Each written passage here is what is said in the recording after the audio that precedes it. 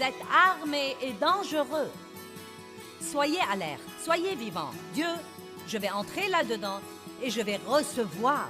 Je veux que ta parole me change. Je veux qu'elle renouvelle ma pensée et je libère ma foi. Comme quoi tu vas guérir cette maladie dans mon corps et que je ne vais pas rester blessée et brisée.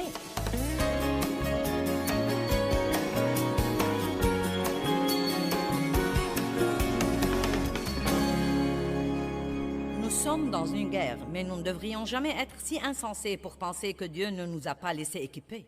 Vous ne devez jamais craindre le diable. Vous ne devez jamais rien craindre de ce qu'il essaye de vous faire, car vraiment et sincèrement, nous sommes plus que vainqueurs.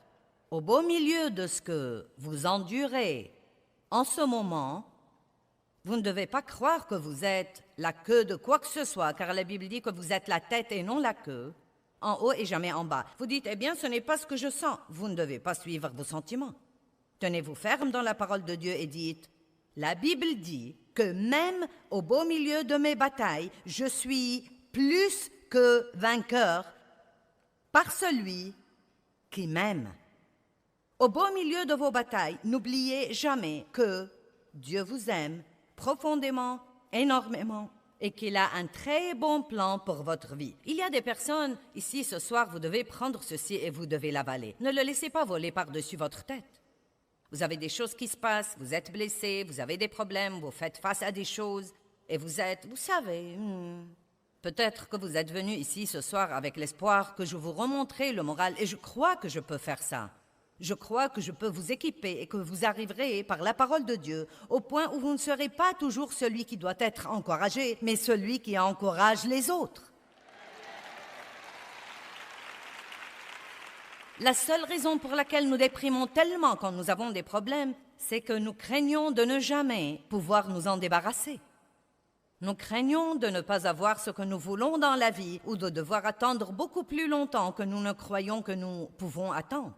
Nous croyons que ce que quelqu'un nous a fait nous est injuste, et il se peut que ce soit le cas. Mais nous devons aussi nous rappeler que Dieu est un Dieu de justice et qu'il ne supportera pas que les gens blessent ses enfants s'ils demeurent fermes dans sa parole. Si quelqu'un me blesse et que j'ai une attitude amère et que je refuse de lui pardonner, je ne peux pas m'attendre à ce que Dieu me délivre. Je ne verrai pas la justice de Dieu dans ma vie si j'ai cette mauvaise attitude. Mais si, par sa grâce, je joue le rôle qu'il m'a demandé de jouer, Dieu me rendra toujours justice dans ma vie et il vous rendra toujours justice dans votre vie. Écoutez-moi, si quelqu'un vous a blessé, Dieu est un Dieu de justice et il vous rendra le double pour vos ennuis si vous tenez bon dans sa parole. Est-ce que vous me comprenez? Vous devez comprendre ça. Vous êtes plus que vainqueur. Peut-être que vous pensez en ce moment que vous êtes en bas, mais la Bible dit qu'au beau milieu de toutes ces choses, non pas quand elles sont finies, mais au beau milieu de toutes ces choses, et c'est le meilleur moment pour ouvrir votre bouche et dire « Je suis plus que vainqueur par Christ qui m'aime ».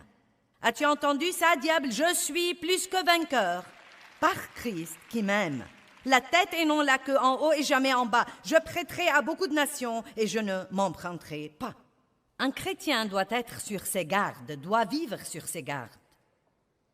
Luc 12, 15 dit « Gardez-vous de toute avidité et convoitise. » Vous devez vous garder quand Dieu commence à vous bénir matériellement et financièrement, d'avoir un esprit avide et de vouloir de plus en plus et de plus en plus et de plus en plus et plus. C'est pourquoi veillez à ce que plus vous avez, plus vous donnez. Amen. Plus vous avez, plus vous donnez. Plus votre vie est meilleure, mieux vous traitez les autres personnes. Chaque fois que Dieu vous bénit, partagez-en toujours une partie avec quelqu'un d'autre. Et peut-être que c'est un des secrets du don. Peut-être que Dieu nous dit de donner toujours des prémices de ce qu'il nous donne dans la vie, de toujours donner d'abord, parce que c'est un des moyens dont nous combattons l'avidité et la convoitise, qui sont des choses terribles à avoir. Quand vous êtes avide et cupide, vous ne pouvez même pas être reconnaissant de ce que vous avez. Vous voulez plus. Matthieu 16, 6. Gardez-vous bien du levain des pharisiens. Ce levain dont il parlait était de revenir vivre sous le légalisme plutôt que de vivre dans la vraie liberté que Christ est mort pour nous donner. Jésus n'est pas mort pour que nous puissions vivre sous des règles et des réglementations et des lois que les gens nous font. Il veut que nous soyons libres pour être menés par le Saint-Esprit qui vit au-dedans de nous, qui nous mène toujours à une vie de sainteté. Matthieu chapitre 10, verset 17. Prenez garde de ceux qui s'opposent à Dieu. Faites attention qui vous fréquentez. Marc 13, 23. Prenez garde à vous-même. Vous devez vous connaître, connaître vos faiblesses, connaître vos forces. Luc 17, 3. Prenez garde les uns aux autres. Quand vous voyez quelqu'un commencer à transiger sur un certain plan, priez pour lui. Quand vous voyez quelqu'un traverser une période difficile, priez pour lui. Un des meilleurs moyens de nous entraider, c'est de prier tout de suite quand nous voyons quelqu'un avoir un besoin. Vous ne devez pas toujours faire un sermon à tout le monde et raconter à quelqu'un d'autre « Oh, j'ai remarqué qu'un tel traverse une période difficile aujourd'hui. » Non, si Dieu vous permet de remarquer qu'un tel traverse une période difficile, vous devez prier tout de suite. « Dieu, je te demande au nom de Jésus de le fortifier. Je ne sais pas ce qu'il a, mais il traverse une période difficile. Et donc je le couvre. Je te demande de l'aider dans toutes ses difficultés. » Maintenant, vous avez servi Dieu. Mais ce que nous faisons si souvent, c'est de parler de choses au lieu de parler pour les choses. Nous devons être sur nos gardes, nous devons prêter attention aux pensées qui entrent dans notre tête, nous devons prêter attention aux sentiments que nous avons. Eh bien, d'où est-ce que ça vient? Eh bien, c'est quoi tout ça? Arrêtez-vous et dites, Dieu, quelle est la source de ça? Quelle est la vraie raison de ce problème? Une nuit, je ne pouvais pas dormir. 4, 5 heures du matin, je ne pouvais pas dormir et d'habitude, je dors très bien. Donc finalement, je regrette de ne pas l'avoir fait plus tôt, mais finalement, j'ai dit, Dieu, mais quel est le problème? Car je sentais que le Saint-Esprit ne me laissait pas tranquille. Et immédiatement, Dieu m'a montré quelqu'un envers qui j'avais été impoli la veille. Et j'ai dû m'excuser auprès de Dieu et ensuite, quand il était temps de le faire, je me suis excusée auprès de lui. Mais il y avait une raison pour laquelle je ne dormais pas bien. Donc au lieu de dire « je ne sais pas, je ne dors pas bien, je me demande pourquoi », demandez à Dieu. Peut-être qu'il vous dira « tu as bu trop de café trop tard la nuit ». Vous savez, Dave avait du mal à dormir une fois la nuit et quand il est allé à Dieu, Dieu lui a dit « tu bois trop de boissons gazeuses ». Je n'ai rien contre les boissons gazeuses, mais Dave allait au drive-in et il achetait ce grand truc de 900 millilitres tous les jours et il le buvait et cela l'empêchait de dormir. Demandez à Dieu ce qui ne va pas chez vous. Allez, certains ne veulent même pas savoir. Je ne vais rien lui demander, peut-être qu'il me le dira lui-même. Je prêche mieux que vous ne réagissez, il va falloir vous revigorer. Il faut être responsable. Ne vous contentez pas de dire « Vous savez, je ne sais pas ce qui me fait cet effet. Vous savez, ma pensée est attaquée. » Vous devez ouvrir votre bouche et dire « Diable, je te réprimande. Arrière de moi. Allez prendre votre Bible, ouvrez-la et lisez à haute voix jusqu'à ce que vous retrouviez la tranquillité d'esprit. »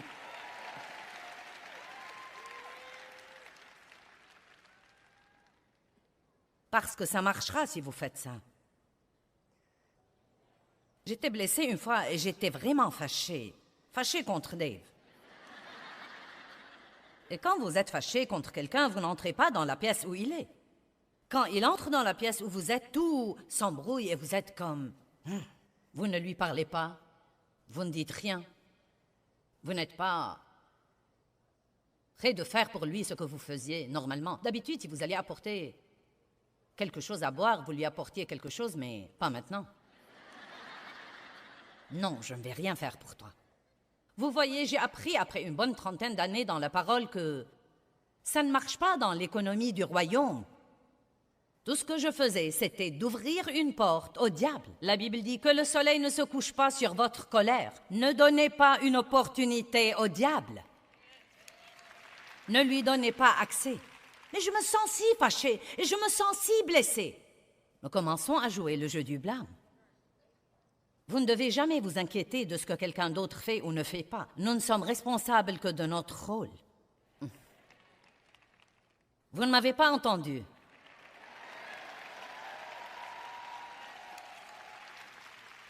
Pensons-y de nouveau. Disons ça à nos téléspectateurs. Vous ne devez jamais vous inquiéter de ce que quelqu'un d'autre fait ou ne fait pas. Vous n'êtes responsable que de votre rôle. Jouez votre rôle et Dieu s'occupera toujours de vous. Si vous jouez votre rôle, Dieu est juste et il s'occupera toujours de vous. Bien sûr, l'ennemi voulait que je reste fâchée toute la nuit et que je perde ma paix et que je perde ma joie.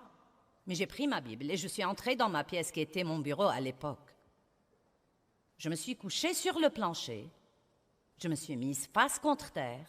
J'ai fourré mon nez dans cette Bible et j'ai dit, Dieu, je veux que tu saches que je ne vais pas me lever d'ici ni quitter cette pièce avant que tu ne me donnes la grâce de sortir par cette porte et de me comporter comme une femme de Dieu et de parler à mon mari. Amen. Et j'y suis allée. J'ai commencé à prier, j'ai commencé à lire. Ah, les trucs que je fais pour vous, messieurs, dames.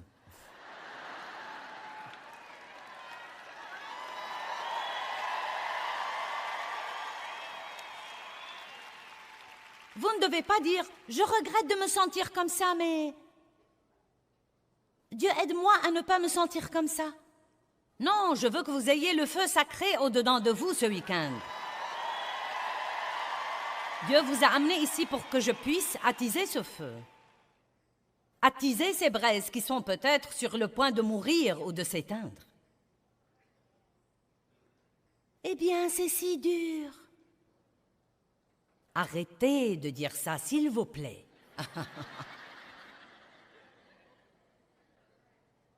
1 Thessaloniciens 5:6. Il dit « Ne dormons donc point comme les autres », et ça ne parle pas d'aller se coucher la nuit. Mais soyons vigilants, alertes, attentifs, prudents et sur nos gardes, et soyons sobres, calmes, posés et réfléchis. Ça n'a pas l'air de quelqu'un qui est le genre « Eh bien, quoi que ce soit ». C'est en fait quelqu'un d'intentionnel, qui vit avec résolution. Il a décidé d'avoir absolument la victoire et il ne va avoir rien d'autre que la victoire. Amen. L'apôtre Paul a dit « Mon but déterminé, c'est de le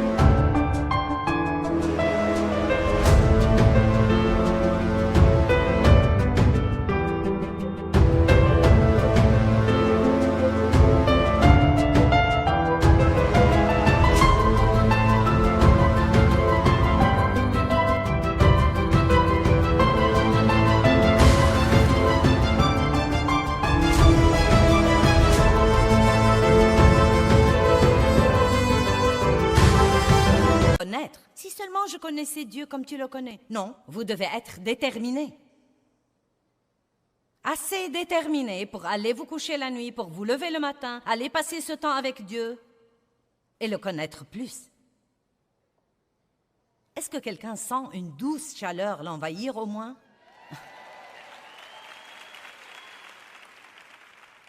La Bible dit dans 1 Corinthiens 2,15 que l'homme spirituel juge de tout, il s'enquête, met en question, examine et discerne toutes choses. Si nous voulons vivre dans la victoire, nous devons nous arrêter de somnoler. Amen. Prêtez attention aux petites incitations du Saint-Esprit. Prêtez attention au discernement que vous avez en vous. J'ai traversé quelques trucs durant ma vie. Proverbe parle maintes et maintes fois de la sagesse et de la prudence et du discernement et de la sobriété. Ce sont 4 mots des plus merveilleux et je me permets de dire que beaucoup de gens ne savent pas ce qu'ils veulent dire. C'est la capacité de choisir entre le vrai et le faux. Le discernement est quelque chose que vous pouvez avoir au tréfonds de vous et qui va vous protéger si vous l'écoutez. Un matin, la semaine dernière, j'étais debout dans mon bureau. Je portais une longue chemise de nuit. Je n'étais pas encore habillée pour la journée, donc voilà, vous savez, une image pour vous, Joyce en chemise de nuit. Et j'avais quelques Bibles car j'allais faire un peu de télé ce jour-là. Et donc j'avais 2 ou 3 Bibles que je devais prendre au bureau. Et j'avais ma tasse à café vide. Je portais ma petite tasse à café vide. Et donc, quand je suis arrivée à l'escalier, j'ai eu cette petite pensée sage. Je devrais saisir cette chemise de nuit et la remonter pour ne pas m'empêtrer les pieds et trébucher. Mais j'ai pensé, ça vous rappelle quelqu'un que vous connaissez? Donc j'ai commencé à descendre l'escalier et j'ai failli tomber. J'ai dit au Seigneur que j'étais désolée. Ce qu'il y a, c'est que la grâce de Dieu m'a sauvée cette fois. Il est miséricordieux. Mais vous savez quoi? C'est ma pensée. Vous pouvez penser ce que vous voulez.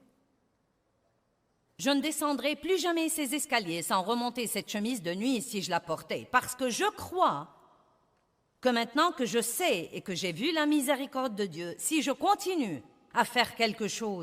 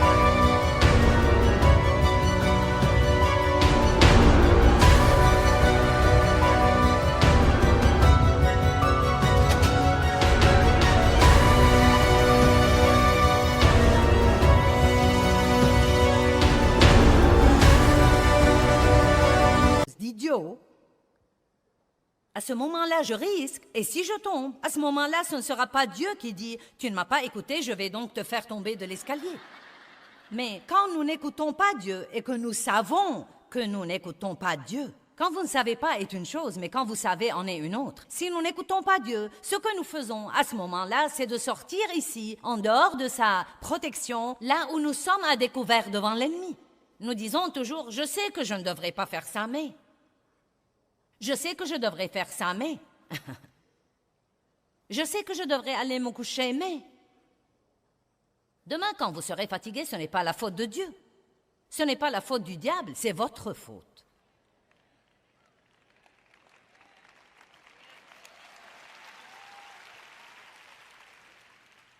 Et vous savez, je n'essaye pas d'être la maman de tout le monde. Je ne sais pas, peut-être que je le fais, mais j'essaye de vous aider. J'essaye de vous montrer que certaines de ces petites choses simples et pratiques que vous savez, que vous devriez ou ne devriez pas faire, peuvent vraiment faire une grande différence dans votre vie. Une différence majeure dans votre vie. La guerre spirituelle ne doit pas être difficile. Vaincre le diable ne doit pas être difficile. Dieu nous a donné des armes. Il nous a donné des armes offensives, des armes avec lesquelles nous pouvons poursuivre l'ennemi. Nous ne devons pas attendre qu'il vienne contre nous pour nous défendre. Nous pouvons l'attaquer nous-mêmes. Et il y a trois choses simples, fondamentales, que chaque croyant devrait apprendre avant d'apprendre quoi que ce soit d'autre à part Dieu même. Et ce sont la puissance qui est dans la parole de Dieu, la puissance qui est dans le nom de Jésus et la puissance qui est dans le sang de Jésus.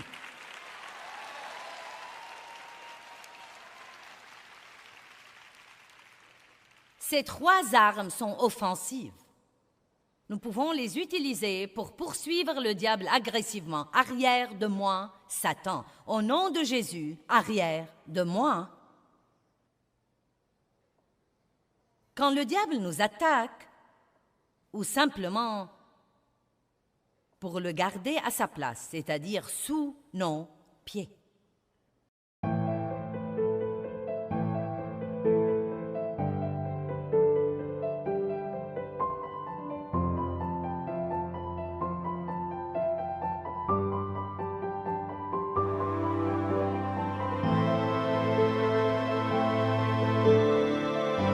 La parole de Dieu. Je me rends compte de plus en plus dernièrement à quel point la parole de Dieu est puissante. Non, mais elle est puissante. Nous pouvons chanter la parole, prier la parole, dire la parole, apprendre la parole. La parole de Dieu est une chose étonnante. Et je me suis fixée d'apprendre aux gens. Et je vais essayer de faire ça dans chacune de mes conférences, certainement, et j'espère le faire dans toutes les sessions. Comme quoi, quand quelqu'un vous prêche la parole de Dieu, comme je fais ce week-end, il y a une onction sur cette parole. Jésus est la parole. Amen. Et donc, quand quelqu'un partage la parole de Dieu avec vous, il ne partage pas des paroles ordinaires. Quand vous écoutez la parole de Dieu, quand vous allumez votre télé et que vous recevez la parole, ce n'est pas des paroles ordinaires. Ces paroles sont remplies de puissance. Elles sont remplies de puissance. Nous prenons des vitamines parce que nous croyons qu'elles ont quelque chose en elles qui va nous aider. Eh bien, vous devez prendre la parole de Dieu. Ne vous asseyez pas comme « Eh bien, je suis venu pour écouter ce que Joyce a à dire ce week-end. » Vous allez à l'église, je me demande ce que le pasteur a à dire ce week-end. Vous ouvrez au premier verset, vous l'avez souligné, donc vous pouvez le repérer. « Ah, je connais celui-là. » Non, mais nous devons être attentifs. Vous devez écouter. Vous devez prendre quelques notes, peut-être, ou... Si vous écoutez quelque chose que vraiment, oui, j'en ai besoin. Achetez-en une copie, écoutez-la à plusieurs reprises. Mais je veux vous dire quelque chose. Quel que soit ce que je prêche, je crois que si vous libérez votre foi, vous pouvez recevoir la guérison dans un domaine de votre vie pendant que vous êtes assis là à recevoir la parole.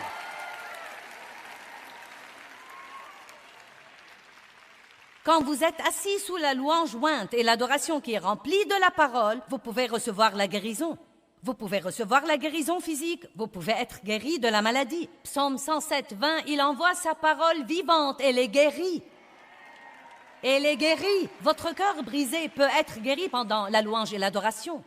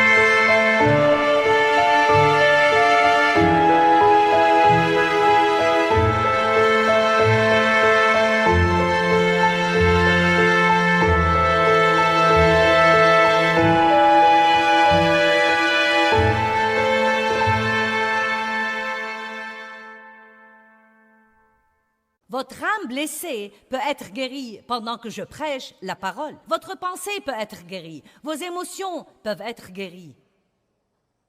Mais ça ne va pas arriver si vous vous asseyez là passivement.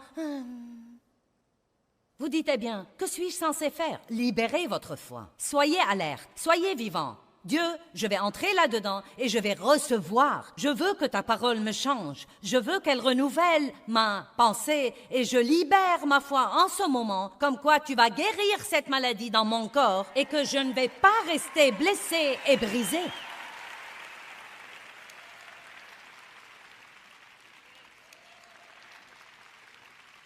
Et voilà ce que je veux dire. Je crois que nous pouvons tous être trop désinvoltes parfois à propos de tout ça. Nous entrons d'un pas nonchalant, à mi-chemin de l'adoration. Nous dérangeons 50 personnes pour nous asseoir à notre place. Nous devons avoir une attitude respectueuse à l'égard de la parole de Dieu. Et si nous apprécions la parole plus, nous verrons la parole travailler dans nos vies d'une façon plus grande. Amen. Chaque fois que le diable disait quelque chose à Jésus, Jésus lui répondait, « Il est écrit » et lui citait un verset. Apprenez à parler à haute voix au diable. Dieu a exalté sa parole et son nom au-dessus de tout, et il a exalté sa parole même au-dessus de son nom. Psaume 138, verset 2. Avec la parole de Dieu qui sort de votre bouche, vous êtes armés et dangereux. Le nom de Jésus. Ça alors, ô bonté divine. Philippiens chapitre 2, verset 10. Et lui a donné un nom au-dessus de tout nom, afin qu'au nom de Jésus, tout genou fléchisse dans les cieux, sur la terre et sous la terre. Amen. Je vous défie d'ouvrir votre bouche environ 10 fois par jour et de dire « Jésus ». Il y a une puissance dans ce nom. Et je crois honnêtement que si nous faisons plus ces choses, nous verrions plus d'exaucement dans notre vie. Jésus. Commencez quand vous vous levez le matin. Le premier mot qui sort de votre bouche, Jésus. Step 1, wake up early, gonna rise with the sun. Step 2, get some good, some food in you. Step 3, think real hard about what you wanna be. Step 4, everybody just do your thing. Wake up, today's gonna be a good day. Wake up, today's gonna be a good day. Wake up, today's gonna be a good day. Wake up, today's gonna be a good day. Wake up, today's gonna be a good day. Wake up. Today's gonna be a good day. Wake up. Today's gonna be a good day. Wake up. Today's gonna be a good day. Yo, set your affirmations, aspirations. I got shit to do, the aftermath of preparation. Good food, good mood, blood in circulation. One step at a time, yeah, that's how you make it. Set a goal you control and the steps you take them. I try to pick one thought, have some concentration. And if I make a mistake, it's called education. I try to do this every day, call it replication. Wake up, today's gonna be a good day. Wake up, today's gonna be a good day. Wake up, today's gonna be a good day. Wake up, today's gonna be a good day. Wake up, today's gonna be a good day. Wake up, today's gonna be a good day. Wake up, today's gonna be a good day. Wake up, today's gonna be a good day. So life ain't easy, yo, I think there's a reason though. Ups and downs, just like every different season, yo. Sometimes I'm high, other times I'm barely breathing, though. I always gotta fight and hide from the demons, yo. Negative thoughts are poison, they rot, Head full of flies, so here come the clouds, They'll never stop unless I can swap all the bad for the good in my head when I'm lost, Yeah, so I'ma fake it till I make it. Positive thoughts are overtaken, I got patience. One day at a time is how you operate a cadence. A flow, you grow, you show yourself a foundation. Stay away from all the shit that causes temptation. I know that I like to do it cause it's sensation. I live my life in my head like a narration. Don't expect greatness, do my best, man, I'll take it. Wake up, today's gonna be a good day. Wake up, today's gonna be a good day. Wake up, today's gonna be a good day. Wake up, today's gonna be a good day. Wake up, today's gonna be a good day. Wake up, today's gonna be a good day. Wake up, today's gonna be a good day. Wake up, today's gonna be a good day. Wake up early, gonna rise with the sun. Step 2, get some good, some food in you. Step 3, think real hard about what you wanna be. Step 4, everybody just do your thing. Ensuite, attendez une minute. Vous pourrez presque sentir l'onction reposer sur vous.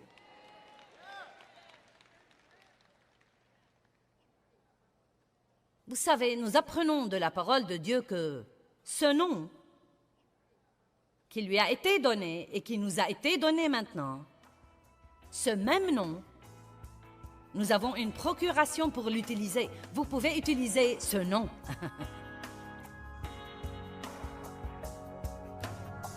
Ce nom représente tout ce qu'il est. Eh bien, j'espère et je prie que vous soyez déterminés à vivre avec un but, savoir qui vous êtes et à qui vous appartenez.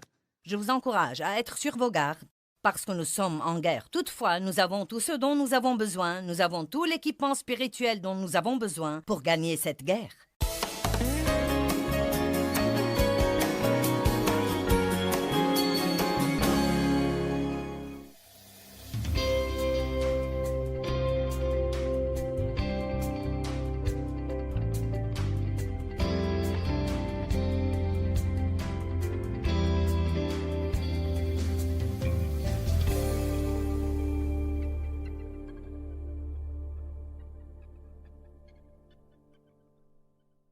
Thôi mong chờ vậy sao bật khóc trong ngu ngơ.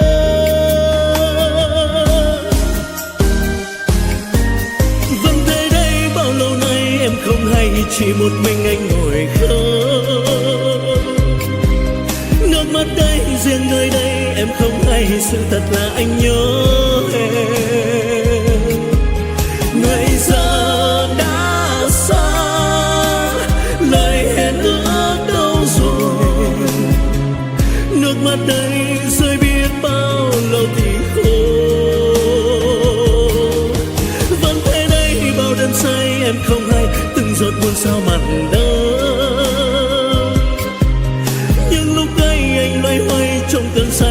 nhầm rằng em ở đây. Người già đổi thay, tình mình vẫn đong đầy. Thế mới biết anh vẫn yêu em, thì sao tìm quên chốn xưa ngày ta quen.